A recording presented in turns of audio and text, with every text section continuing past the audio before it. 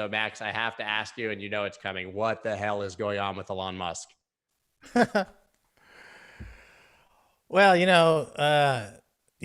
don't change Bitcoin. Bitcoin changes you, and he's unwilling to be changed, right? So he's a narcissist, I guess you could say, and he likes to have everything about him.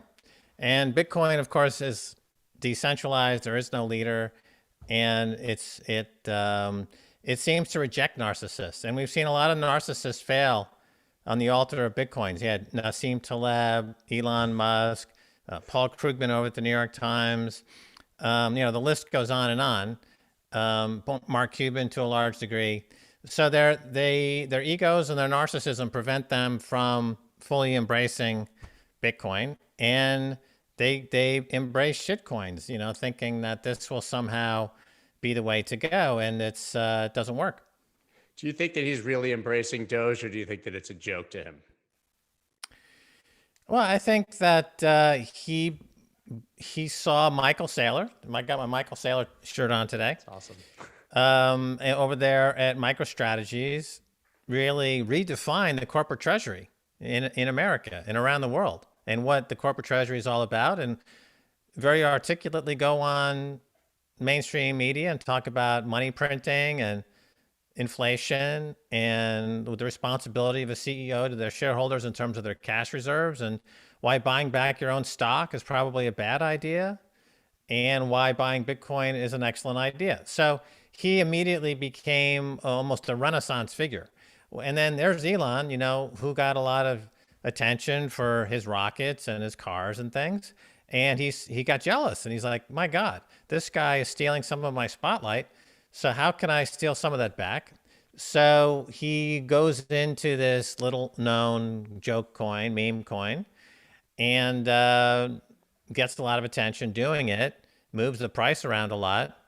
And I think it's just a function, again, of his narcissism. I think he's guided by his narcissism mostly, is what guides him. He's obviously very smart in terms of his technical prowess and his engineering skills, but it's very narrow intelligence. He doesn't have a broad base intelligence. He doesn't know anything about money or philosophy, anthropology, sociology, technology in the broader sense, history, right? He's a geek, and a very, very specific type of geek, a self-admitted Asperger's sufferer. So that he's on the autism spectrum to some degree. So that brings some baggage to the conversation.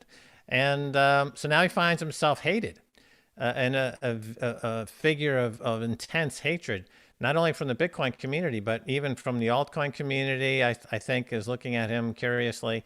Corporate America doesn't really like this guy. The SEC has been after him for a long time because allegedly he's been breaking a lot of laws.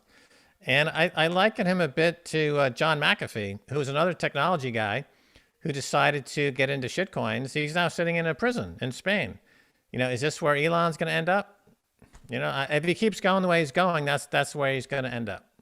But don't we think that he's one buy or one tweet again from going back from zero to hero? I mean, the guy's made the trip from hero to zero and back more times than anyone I can recount in this amount of time. But, one more Tesla announcement of buying Bitcoin, and he'll be the hero of the community once again.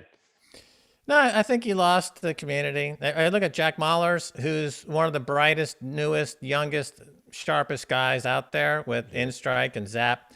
And he wrote a very passionate thread on Twitter explaining why essentially he's out. He's never coming back to Camp Elon ever again, and he feels betrayed. And he thinks he called him out, and did so in a way that, unlike some of us, myself included, I can tend to become somewhat scatological in my tweets, and not terribly articulate. But nevertheless, with this Jack Mallers, who's running a company, and he wrote a brilliant piece. I think he speaks for a generation. So I think Elon lost one or two generations. He lost the millennials. He lost the Gen Zs.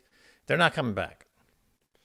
Yeah, it does seem like a lot of people are pointing to SNL as sort of peak Elon Musk. Like, you could probably chart it like you could Bitcoin. That would be the blow off top for him. And I think that it's an apt apt comparison, but also I do, have my eyes open and think that he could come back with at least the mainstream or that part of the community pretty quickly if price went up $10,000 because of another Tesla purchase like it did the first time. Yeah, I mean, you can't rule it out, but I don't, I've seen this before, and the people who really disengage in acrimonious ways, and they really don't really come back. I can't think of any examples, really. Maybe Right. I gave it some thought. I can think of an example. I can't think of anyone who's been this overtly stupid and then worked their way back, really. I can't think of an example. I don't think he's going to be the example either.